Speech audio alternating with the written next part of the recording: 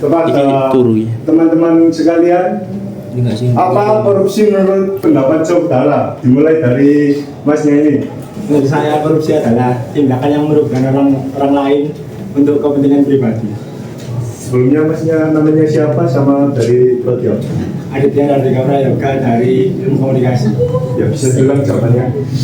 Tindakan yang merugikan orang lain untuk kepentingan pribadi. Jadi korupsi termasuk kegiatan yang sangat merugikan menurut Masnya. Baik, terima kasih atas pendapatnya. Nama saya Samayu dari Fakultas Kedokteran. Menurut saya korupsi adalah penyalahgunaan kekuasaan, wewenang atau jabatan untuk kepentingan pribadi yang merugikan kepentingan umum atau negara. Baik, terus dari mana? Dengan siapa? Seperti apa? Saya Ramadina Diana dari Prodi Ilmu Komunikasi. Menurut saya korupsi ialah perbuatan yang dilarang dan sangat merugikan orang lain. Biasanya korupsi berupa penggelapan uang atau seperti bensin etanol yang sekarang lagi ramai. Baik, terima kasih. Tentang adanya penyebaran hoax diatur Undang-Undang Informasi dan Transaksi Elektronik UU ITE, terutama pasal 28 ayat 1 dan juga pasal 372 KUHP yang mengatur mengenai penggelapan biasa. Ancaman hukumannya adalah penjara paling lama 4 tahun atau denda misalnya antara 200 juta sampai 1 miliar rupiah. Selain hukum pidana, bisa juga ada konsekuensi internal kampus berkaitan organisasi, pembukaan organisasi dan hubungan dana atau organisasi. Selanjutnya ada dasar hukum yang akan dibacakan oleh teman saya, Mas. Oke, ada 3 dasar hukum. Yang pertama adalah Undang-Undang Nomor 20 Tahun 2001 tentang pemberantasan tindak pidana korupsi. Nomor 2 Undang-Undang Informasi dan Transaksi Elektronik UU ITE pasal 28 ayat 1. Nomor 3 ada pasal 32 KUHP yang mengatur mengenai penggelapan biasa. Oke, saya menjelaskan bagaimana sih peran mahasiswa dalam adanya tindakan tersebut. Kita sebagai mahasiswa bisa bikin yang pertama konten edukatif anti korupsi, yang dimana anak muda bisa bikin konten yang relate seperti video pendek, infografis, meme atau stiker yang menjelaskan apa itu korupsi dan ada contoh kasus dan dampaknya. Konten-konten ringan tapi informatif biasanya lebih gampang nyebar dan dipahami. Lalu ada 2 melawan kasus hoax dan disinformasi. Korupsi sering ditutup-tutupi lewat informasi palsu. Peran anak muda adalah ngecek adanya fakta yang dulu sebelum share apapun, sekaligus membantu klarifikasi informasi yang menyesatkan. 3. Aktif mengasih kritik dan saran secara positif.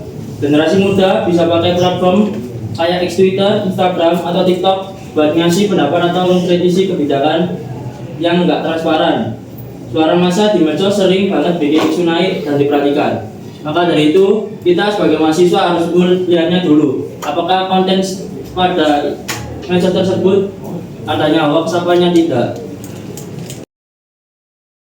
Ada kesimpulan dari semua yang kita bahas ini tadi yang akan dibacakan oleh teman saya.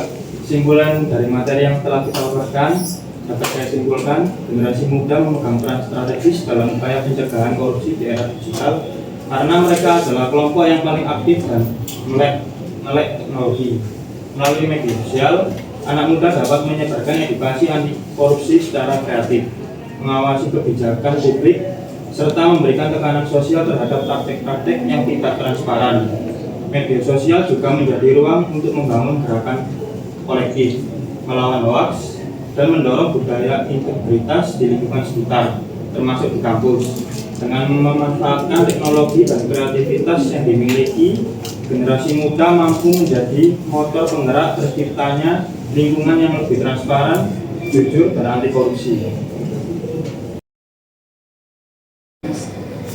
Kan udah tahu di Indonesia ini korupsi sangat banyak, bahkan kasusnya itu nggak selesai-selesai. Meskipun kita mengkritisi membuat video itu kan nggak selesai-selesai. Nah, apakah solusi yang kamu paparkan tadi apakah benar-benar efektif untuk jenjang ke 2026 nanti untuk agar korupsi ini semakin turun-menurun? Kan sekarang korupsi semakin naik. Gitu aja.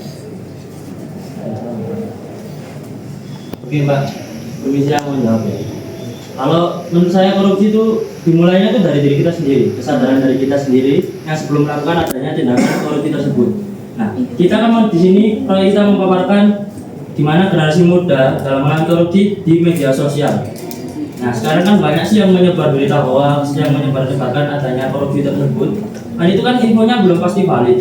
Nah, kita sebagai salah satu mahasiswa tersebut harusnya kita harus memilah di mana sih ini infonya valid atau belum, apakah ini ada yang akun fake apa enggak. Kan kita bisa melihatnya dari situ. Nah, untuk jenjang 2026 itu misalnya itu kayak gini, proyek kita itu nggak bisa melihat apakah tahun 2 tahun ini bakal berhasil apa enggak. Cuma kita kan memulainya dari diri kita sendiri. Karena korupsi kalau kita nggak memulai nggak bakal ada itu.